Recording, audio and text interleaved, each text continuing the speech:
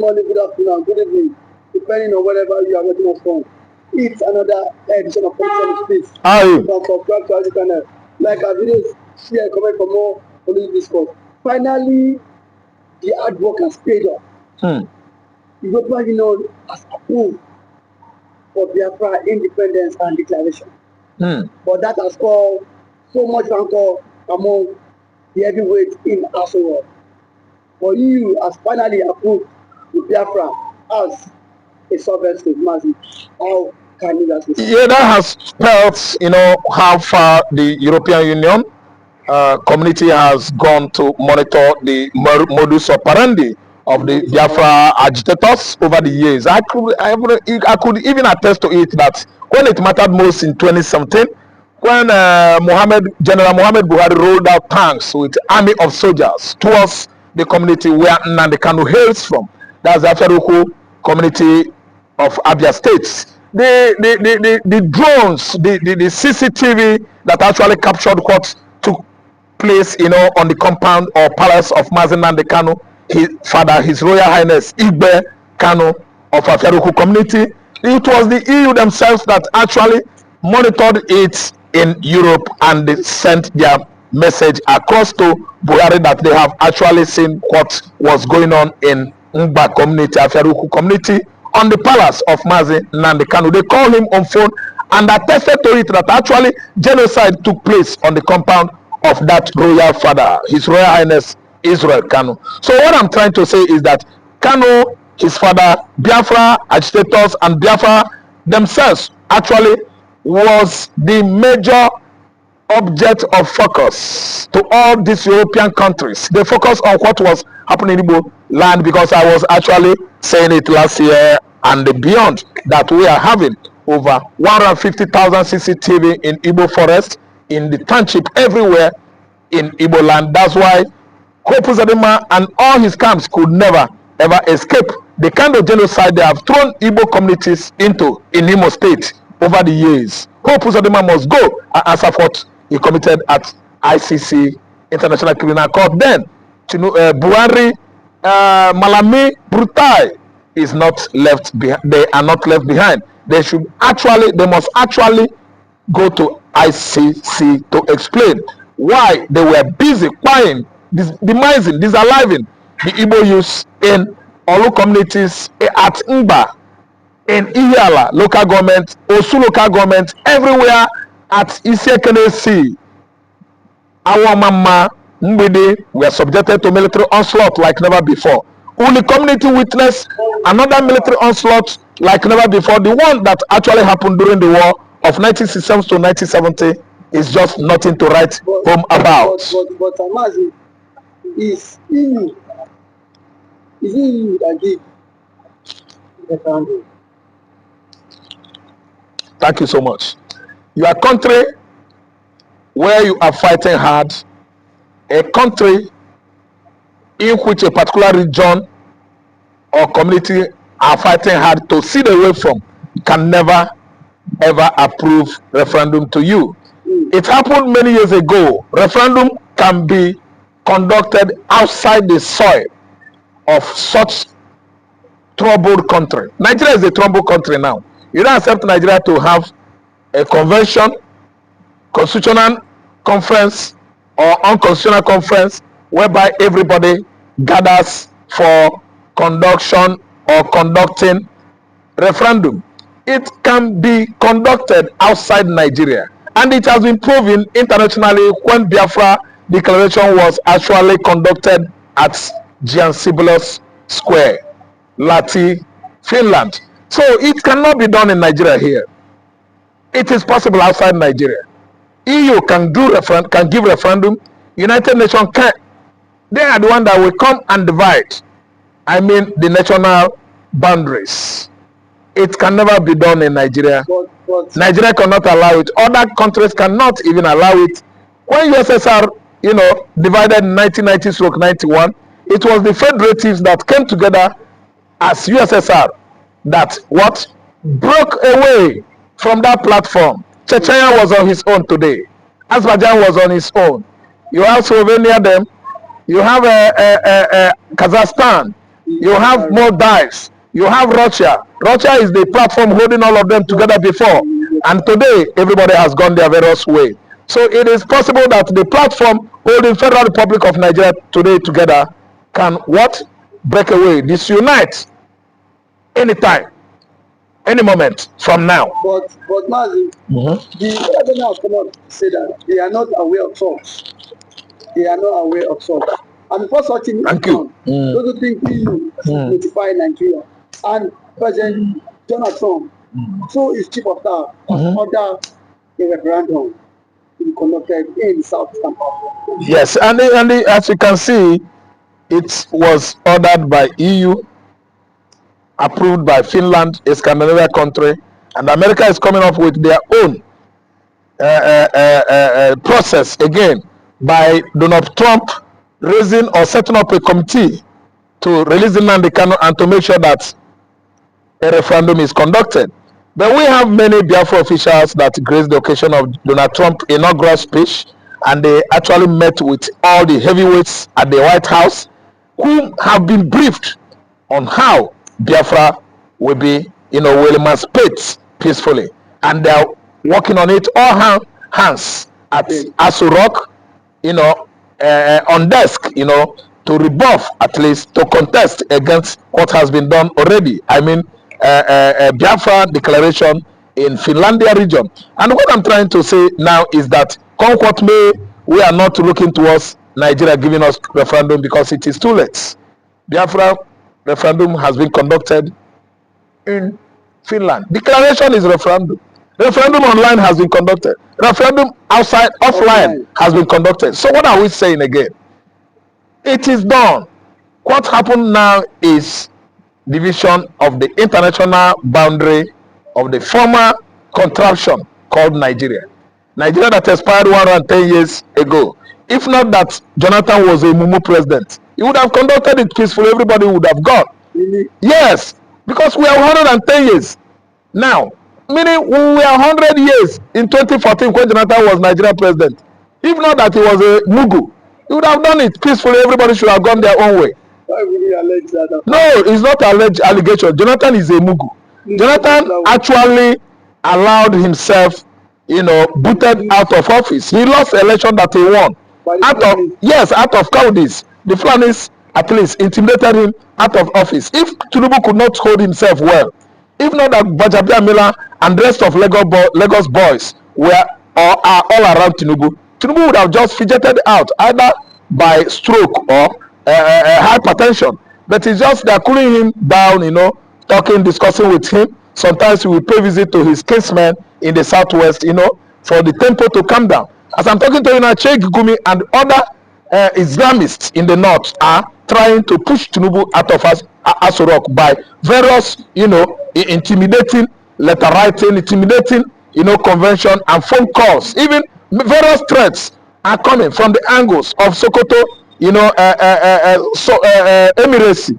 They are just all around him. I mean the Fulanis, they're all around him to make sure that he is down either by health or by intimidation. To make sure he is down, either by health, yes, or by intimidation. Lastly, before I let you go, do you think Biafra can win this war? This war has already been won in 1970. The war we fight, the war of 1967 to 1970, Biafrans were, defending themselves. We did not even throw a punch.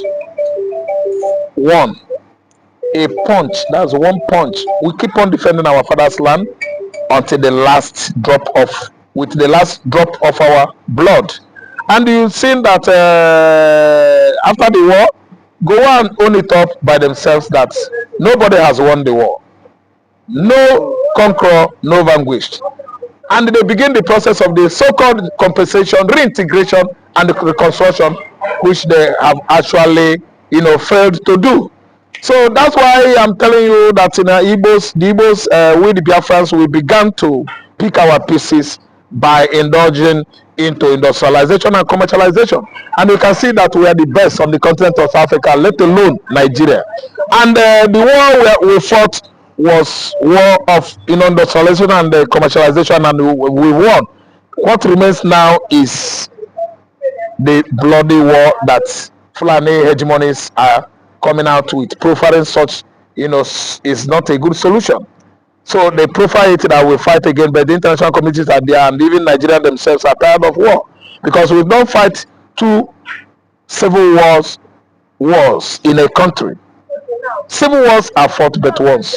In the United States of America, America fought the civil wars for many years. They did not stop, and they didn't fight it 2 times. They fought it until 18th century, I think 1860s, when Abraham Lincoln succeeded on unification of the North and Southern United States into a strong union today called USA.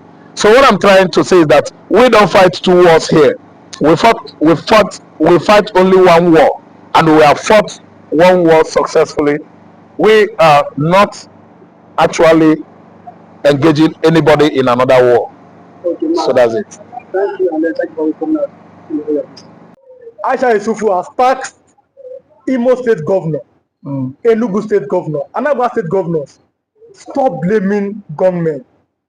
You are the CEO of your state. You are the executive governor. Now, since you go to Abuja to collect money, then take responsibility for the insecurity in your state. What do you have to say about it? Now, thank you for that wonderful question. I think being the governor of the state, you have every power for you to make sure that you get security votes from the federal government. By so doing so, what are the governors doing with this money? Stop coming out to tell the people that there is insecurity in my state and that unknown government have been killing. The government need to take action and put an end to all this and stop apportioning blames. The people you are apportioning blames to are the people who their lives and properties are entrusted in your hand as the chief security officer of the state. So for a governor to come and start telling people that there is insecurity in my state, I think to me the governor need to stand up and then act now, because every now and then allocation is being shared for you, security vote is being given to you, and you have the mandate. The primary function of government is to protect life and property. Yes. So if you cannot protect life and property, then why are you the governor? But some have said that the governors have no power over the military. That it's only the president as the commander-in-chief of the armed forces. What do you have to say about that? The governor does not have power over the military.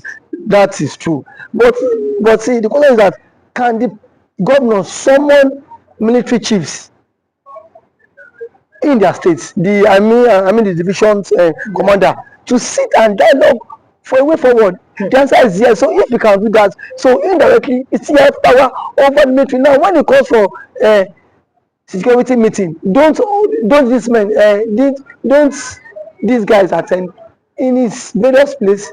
They do. So the president should not come and say that he does not have the governor should not come and say he does not have power. We still have killings in Imo State, Enugu State, and some other states. For how long can we continue in this path? The people are scared of their lives.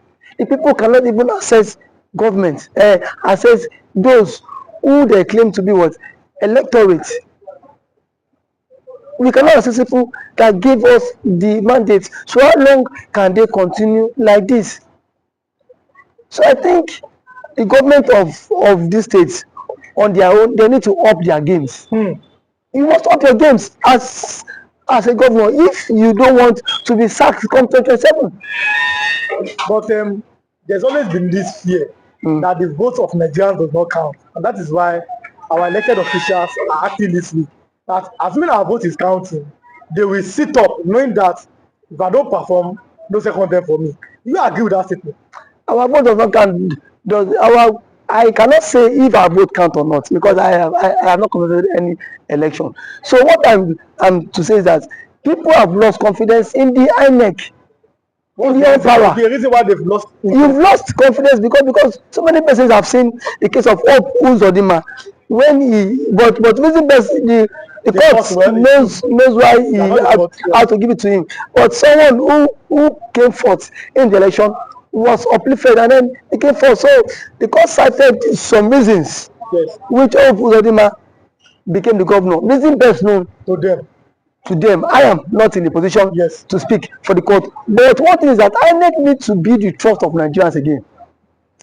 You saw what happened in last election. As allegedly reports that result was changed in the RF order. So I don't know how true that allegation is, but see, it has been going viral. So these are things INEC need to repose that confidence in the average Nigerian, and for the governors too. How much is being given to you on a monthly basis?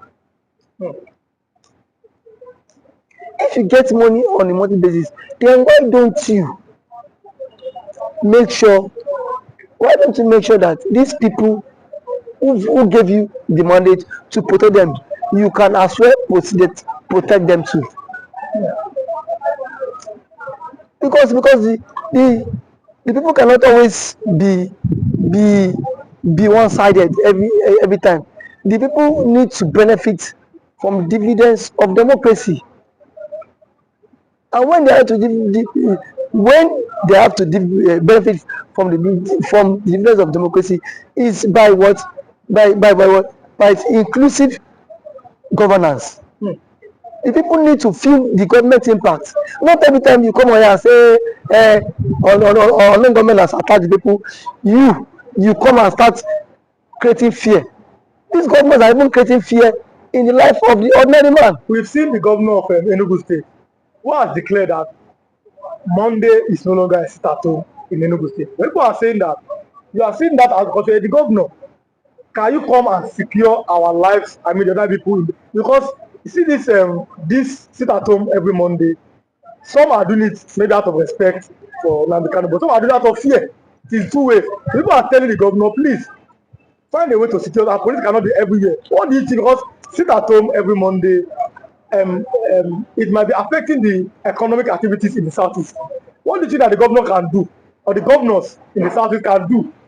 Thank you for that one. I think sit at home every Monday is a commensurate to honor the Mazi Nnamdi Kanu, who has been in incarceration for 4 years now and still counting. But what I want to say is that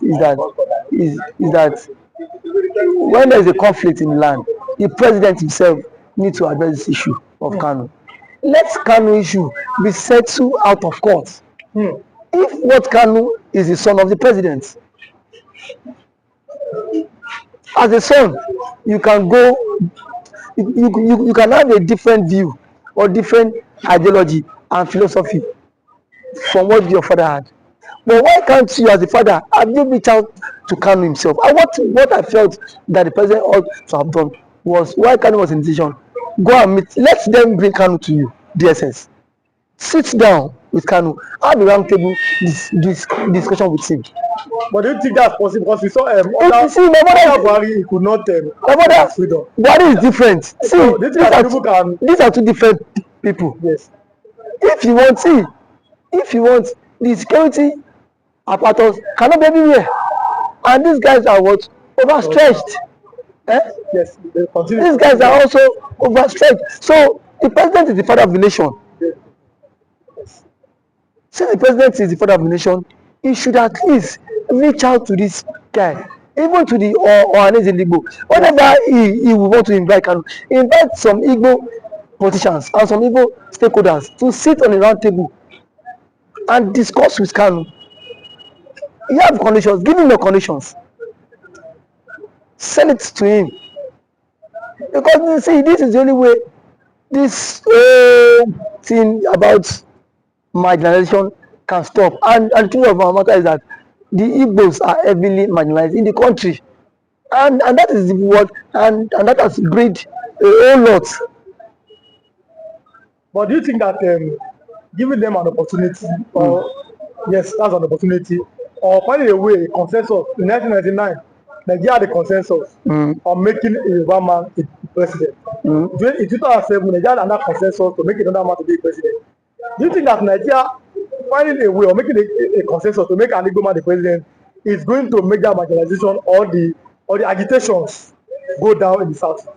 Making an Igbo man be the president would at least work to some extent.